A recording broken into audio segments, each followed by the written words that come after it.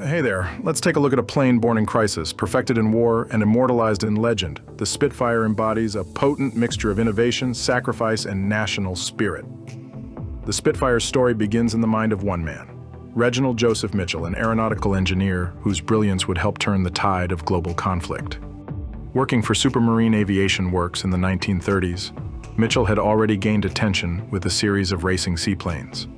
But it was clear the world was heading toward war, and Britain needed something far more deadly than a speed record holder. Mitchell's genius lay not just in innovation, but in anticipation. He understood that maneuverability, speed, and climb rate, not brute force, would define the next generation of air combat. The result? A sleek, low-wing monoplane made of all-metal construction, boasting a now iconic elliptical wing design. But Mitchell wouldn't live to see his aircraft take flight in combat. He died of cancer in 1937, at just 42. The Spitfire became his legacy and Britain's lifeline.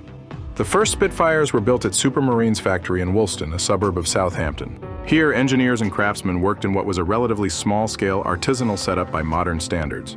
Each Spitfire took over 13,000 man-hours to construct in those early days, a testament to the aircraft's complexity and the precision required. But as the war loomed, it became apparent that Britain would need hundreds, perhaps thousands, of Spitfires, and fast. In response, the British government launched a series of emergency manufacturing initiatives, the most crucial of which was the Shadow Factory scheme. This brilliant logistical feat saw aircraft production dispersed across the country, far from the vulnerable coastal cities. It was insurance against annihilation, and it worked. The Castle Bromwich Aircraft Factory, located near Birmingham, became the crown jewel of the system. Originally overseen by Lord Nuffield of Morris car fame, the plant struggled at first. Delays, poor organization, and underestimates of complexity hampered progress. But when Vickers Armstrong took over in 1940, production skyrocketed. By war's end, Castle Bromwich had produced over half of all Spitfires ever built, more than 12,000 units. And here's something rarely spoken about. Much of this output came from civilian workers, including thousands of women, many of whom had never stepped foot in a factory before the war.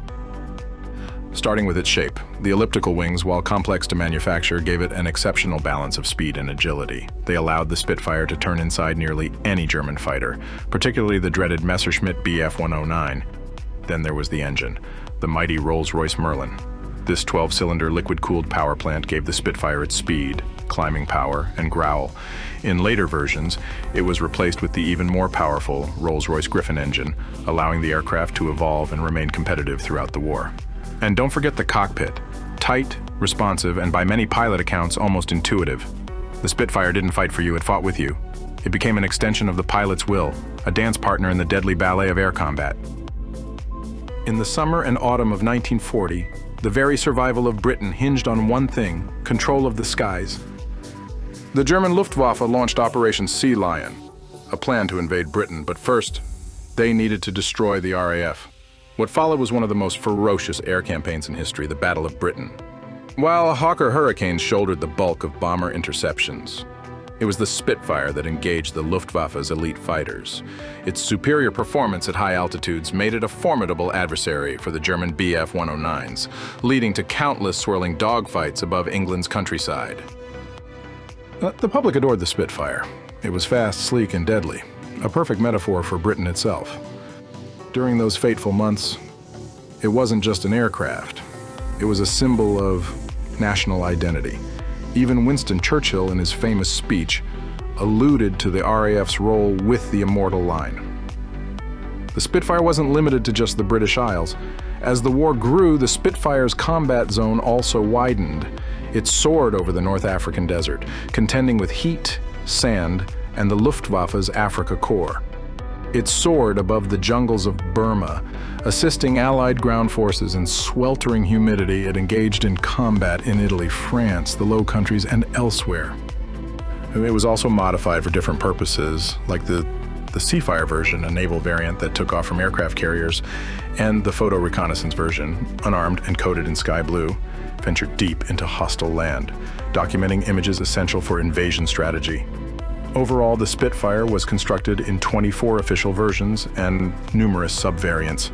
It was a base, not merely an aircraft. After the war, many Spitfires were retired or sold off. Some ended up in private collections, others in museums, and a few still take to the skies today. Each time they do, crowds gather, not just to see a beautiful machine fly, but to connect with a story. The story of ordinary people rising to meet an extraordinary challenge. The story of engineers who dared to dream, of pilots who fought to the death, and of a country that would not kneel. And that, in the end, is what the Spitfire represents. Not just the genius of design, but the triumph of the human spirit.